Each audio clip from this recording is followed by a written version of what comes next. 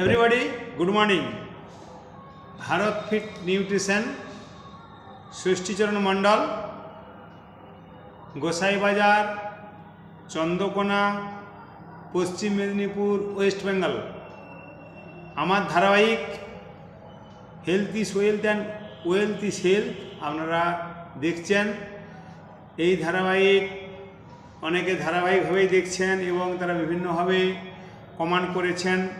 সেই কারণে আপনাদের যে আমার কন্টিনিউ যে ভিডিও, সেই ভিডিওর 10ম পার্ট এখন দেখছেন, যেটা হচ্ছে ফিনান্সিয়াল হেলথের লাস্ট পার্ট, যেটা হচ্ছে ফিনান্সিয়াল হেলথের 4র্থ পার্ট। আসুন আমরা দেখে নিই ফিনান্সিয়াল হেলথের নবম ফিনান্সিয়াল হেলথ, যেটা হচ্ছে সরকারের নিয়ন্ত্রণ। যে আমাদের সরকারি নিয়ন্ত্রণ আছে সেটা কীভাবে হয়, বাজারে যাতে ভালোভাবে কাজ করে, বাজার যাতে ভালোভাবে কাজ করে তা নিশ্চিত করতে সরকারের ভূমিকা রয়েছে। এর অর্থ হলো সরকার এমন কি নিয়ম তৈরি এবং প্রয়োগ করা উচিত যা ভোক্তাদের সুরক্ষা দেয়, প্রতিযোগিতায় উৎসাহ দেয় এবং নিশ্চিত করে যে প্রয়োজনীয় পরিষেবাগুলি সবার উপলব্ধ। তাই স্বাস্থ্য সেবা ব্যবস্থায় সরকারের ভূমিকা রয়েছে।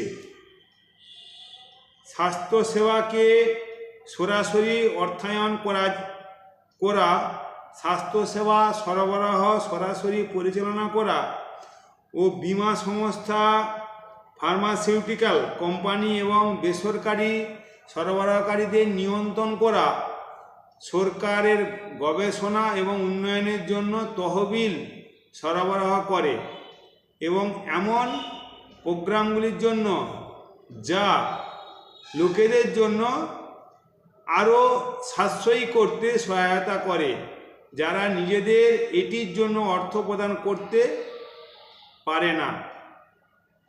অর্থনীতিবিদেরা বাজারের ধারণা এবং সরকারের সম্ভাব্য ভূমিকার ব্যবহার করে সরকারগুলিকে পরামর্শ দেয় যে কীভাবে স্বাস্থ্যসেবা ব্যবস্থাটি পরিচালনা করা এবং নিয়ন্ত্রণ করা যায়, যাতে এটি রুচিত মান উন্নয়ন করতে পারে। এরপর আসছে 10 মুদ্রাস্ফীতি নিয়ন্ত্রণ। ফিনান্সিয়াল হেলথের মুদ্রাস্ফীতি নিয়ন্ত্রণ করা যায় উদ্ধৃত বাজেটে কর বৃদ্ধি এবং সরকারি ব্যয় হ্রাসের মাধ্যমে মুদ্রাস্ফীতি নিয়ন্ত্রণ করা হয়। মুদ্রাস্ফীতি দুই প্রকার। তার মধ্যে প্রথম হচ্ছে চাহিদাজনিত মুদ্রাস্ফীতি, 2 হচ্ছে মূল্যজনিত মুদ্রাস্ফীতি। অর্থনীতির ভাষায় তাকে মুদ্রাস্ফীতি বলে। অর্থনীতি হেলথ সম্বন্ধে, মানে যে অর্থনৈতিক যে হেলথ সম্বন্ধে ভালোভাবে জানতে হলে এরপরে আসছে 11 বেকারত্ব দূরীকরণ। অর্থনৈতিক হেলথের 11তম আলোচনা বিষয় হচ্ছে বেকারত্বের দূরীকরণ। বেকারত্ব একটি সামাজিক ব্যাধি অথবা সংকট। ইংরাজি আনএমপ্লয়েডমেন্ট যে শব্দ থেকেই আমরা বেকারত্ব শব্দটি জানতে পেরেছি। এবং মানুষের কাজ করার ইচ্ছা থাকা সত্ত্বেও যখন তাদের পর্যাপ্ত সুযোগ থাকে না, সেই পরিস্থিতিকেই বেকারত্ব মূল কারণ বলা হয়। এর মূল কারণ হচ্ছে কি প্রথাগত শিক্ষা এবং প্রকৃত শিক্ষা। প্রথাগত শিক্ষা কাকে বলে? আমি স্কুল ও কলেজ থেকে যে শিক্ষা গ্রহণ করি তাকে প্রথাগত শিক্ষা বলা হয়।